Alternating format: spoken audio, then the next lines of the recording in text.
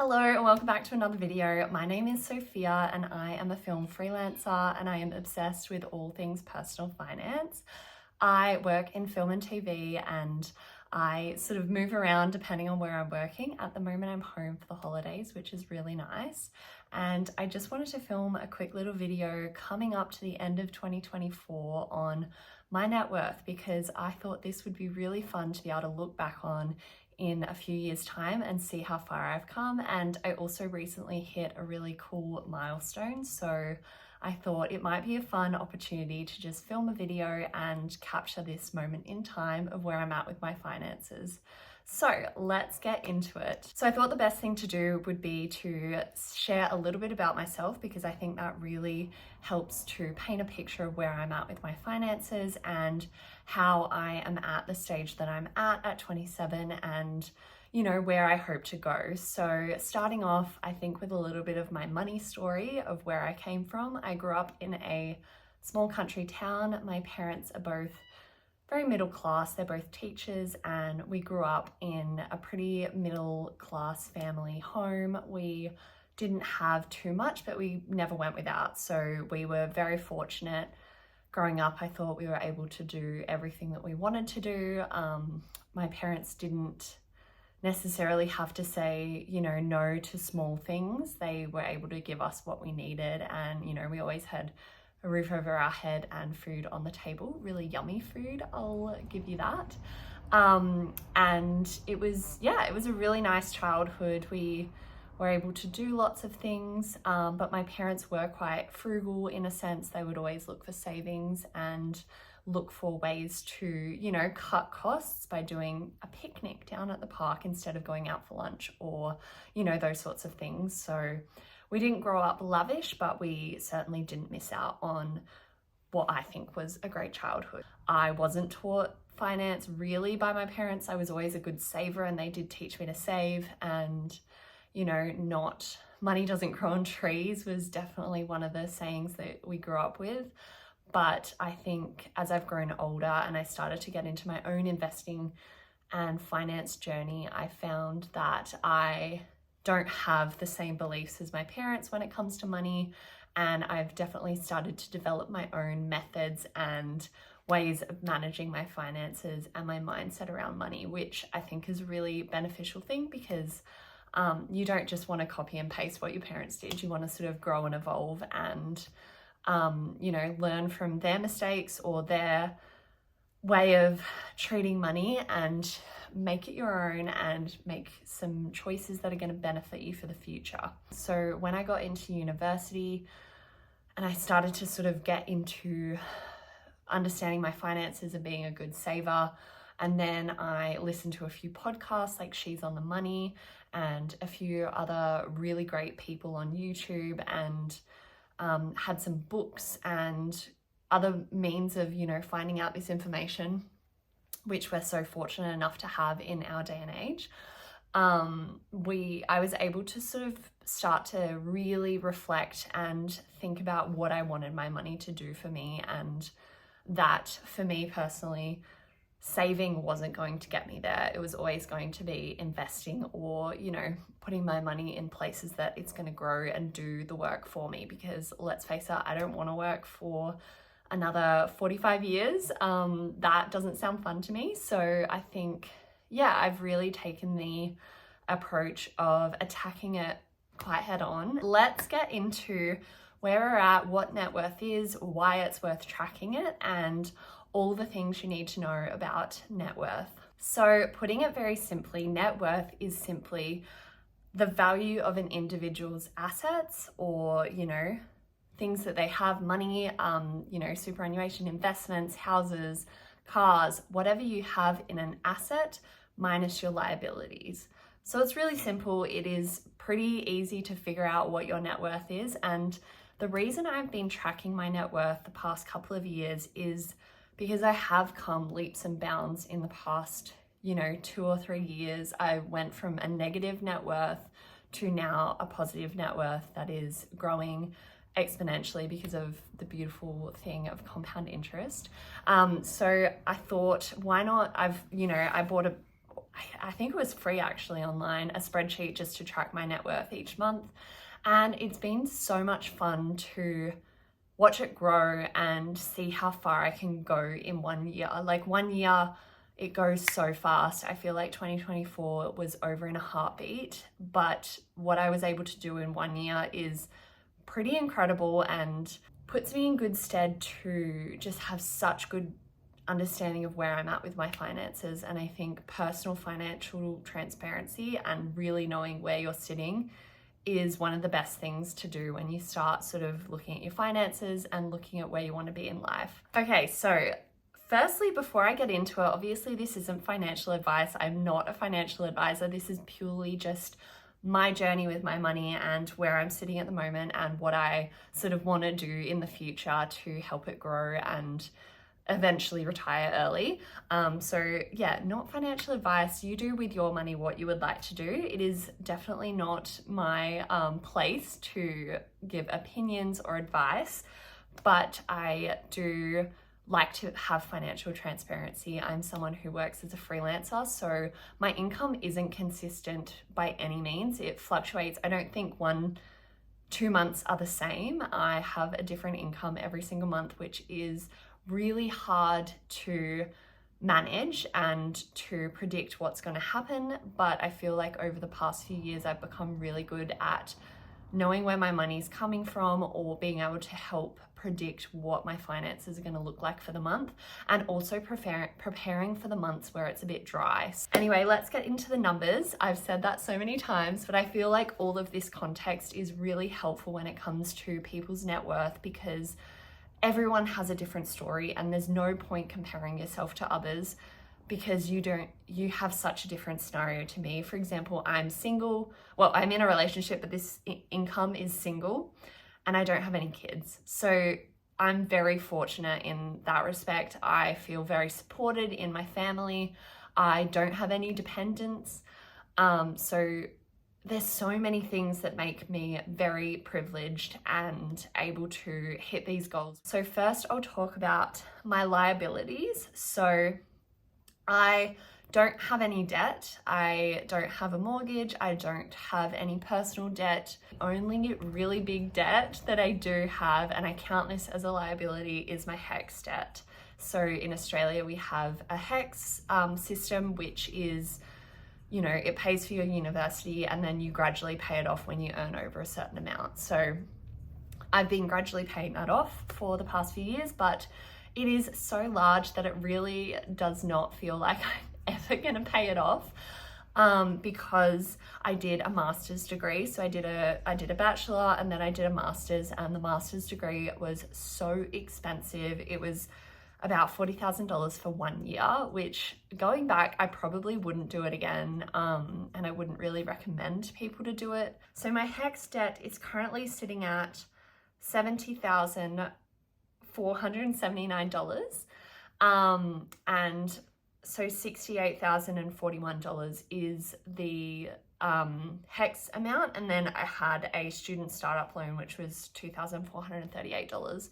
So altogether it's, you know, that 70 grand ballpark. So I have had to work pretty hard to come up from negative net worth, because 70 grand was a big goal of mine to achieve. And I did actually hit a positive net worth in March of 2023. So in March of 2023, I hit $2,377 net worth. And so that gives you a picture of what you can do in a year, because by the end of 2023, my net worth was $37,049. So I grew my net worth by, you know, upward of $37,000 in 1 year, which is absolutely insane. And that is not all money going into market or all money going into savings. It is, you know, purely using the market to my advantage and the compound interest, which I can already tell is becoming quite exponential with all of my investments that I have at the moment. So going into my assets. So I currently have $29,303 in my superannuation. As a freelancer, I feel like this is something that does take a bit of a hit when I have a break between work. Like those 11 weeks I had off this year, I wasn't getting any superannuation because I wasn't working. So I feel like this has grown a bit slower than other people in other industries or other work situations, but I'm pretty happy with where it's at, and I am not banking on my super to help me retire. It'll just be something that I get when I'm in, my later retirement, and I'm really focusing on my investments rather than my superannuation at the moment. My big amount of investments is $66,793. So that is the bulk of my personal investments that I've made, mostly in ETFs because that feels the safest for me. And then I also do have some smaller accounts that I just have as roundups, and monthly investments go in there of like $20, $30. And that is both of those. One of them sitting at $5,264 and the other one is sitting at $3,973. So they are just really small accounts, and I'm not really sure what I'll do with them. I'm not sure if I'll just bring it down and, put that all into my big investments. But at the moment, I think it's fine just having these smaller investment apps to just help keep growing. And then coming down to my other forms of, investments in cash, I do have a fair bit of cash because I am saving up for certain things. I do eventually want to buy a house, so I'm sort of putting money away for a house deposit and things like that, and just having, sinking funds for different things like holidays and, saving for gifts and saving for, rent and groceries and all those things I have sinking funds for. And so it does add up to be quite a bit, but I feel this is an amount I feel really comfortable with. And I think in the future, I'll probably end up dialing up my investments and bringing down my cash. But at the moment, I think because I don't have a house yet and I don't have, a mortgage or anything, I think having some liquid cash to be able to have the opportunity to, get into the market or buy a house or, whatever, if that becomes an option, I think I like to sort of keep that available to make that decision if it needs to be made a bit quicker than what I've, forecast in my head. So I do have some crypto, which is really random. That was in 2020. I just bought a couple of things, nothing huge. I have $253 in crypto, which is genuinely like kind of pointless, but who knows, maybe one of them will skyrocket one day. I really don't buy crypto or do anything with crypto because it's just so volatile. I just don't feel like it's a safe investment for me personally.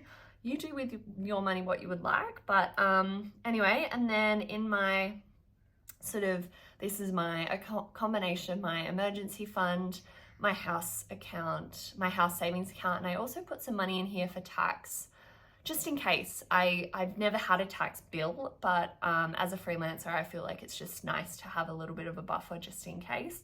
So I've got $53,697 in there.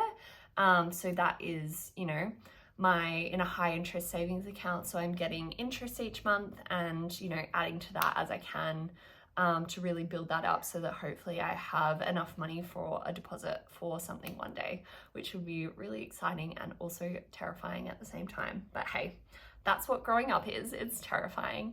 And then in my sort of other more consistently used savings account that's, it's still relatively good interest rate, but it's not the really high interest rate that I'm looking at. It's more around the 4.5% mark.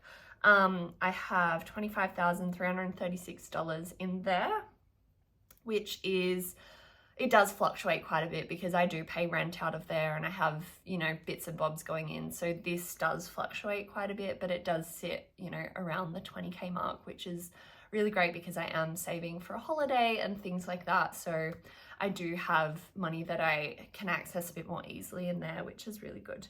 And then I do have another account that I just receive my paycheck into, and I leave about $500 in there. So that's got $531 in there at the moment. And I do just have some bills that pull out of there. So I just like to leave about $500 in there just for safety.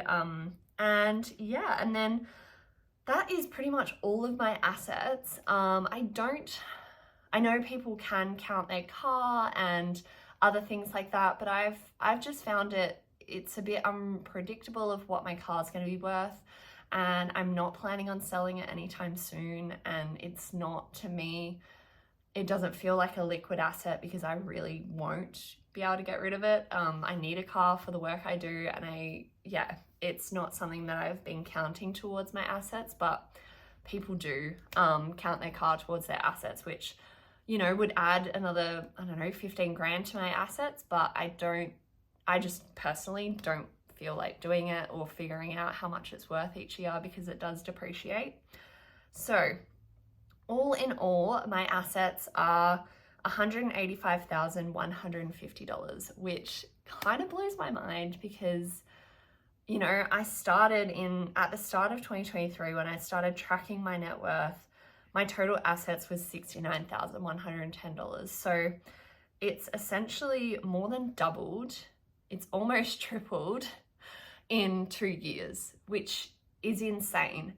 But I feel like that just goes to show consistency is key, and I'm not doing anything crazy. I just really try to invest and save frequently. I always pay myself first, and I am, constantly, you know, keeping in check with my finances and making sure that I am staying on track for the goals that I want to achieve. So the grand total of my net worth at the moment is $114,671, which is insane.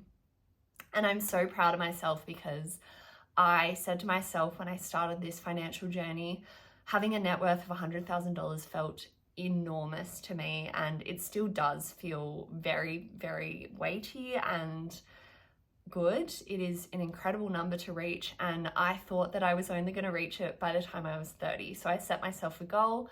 I'm going to hit 100K net worth by the time I'm 30. So to reach that before I turn 28, and at 27 years old, only a few years into my financial journey, is incredible. And they do say your first 100K is the hardest, and from here it really snowballs.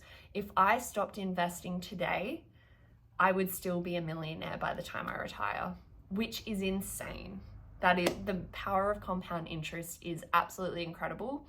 And I just love it. I love tracking this stuff. I feel like it's really beneficial.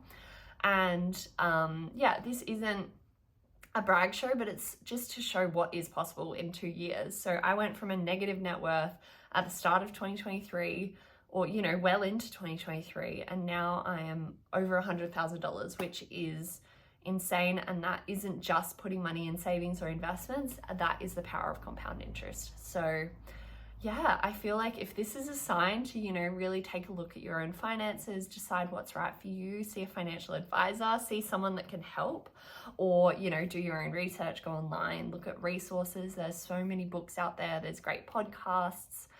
I feel like 2025 is the year to take control and really start to see progress in how you think about your money and the money story that you tell yourself and how you see your future. Because if I hadn't started doing this 4 years ago or 5 years ago, however long it was, I don't know where I would be at the moment. And I think it's quite special that I have had the fortunate opportunity to take control of my finances in my 20s. But it's not too late. It's not too late no matter how old you are. So yeah, take control of your finances and do this, you know, make a little net worth spreadsheet if you want. I just found this online. It's for free. I don't know if I'd be able to find it again, but I feel like if you just Google free net worth calculator spreadsheet, it will come up. But yeah, I think this is a really good exercise to just check in. You don't have to do it monthly like me. I just found the spreadsheet and it's monthly, so I just check in monthly. You could do it yearly and give yourself a good surprise at the end of the year. But anyway, I hope you enjoyed this. I really hope that you saw value in the power of, you know, tracking your finances and understanding where you're sitting. And I hope this maybe inspired you to, you know, get better at finances or think about your future and where you want to be. I'm hoping that by the time I'm sitting here again doing this in 2025, that maybe I'm sitting at around $150,000 net worth. We will see. I feel like I could surpass that, but I would like to just set a pretty realistic goal because I don't really know where the year will take me in 2025. But let's, work to get to a goal that we're setting and really focus on that for the year. So anyway, I hope you enjoyed this video. Thank you so much for watching. If you liked it and you enjoy videos like this, please feel free to like and subscribe. That would really help me and support me with making these videos and sharing about financial transparency, especially for those in the arts or in the, the freelance space. I feel like we a lot of the time are told we're starving artists and we struggle a lot, which is definitely the case sometimes, but I feel like you can take control of your finances and make it work for you. So I hope you have a wonderful new year and I will chat to you again soon. Thank you so much. Bye.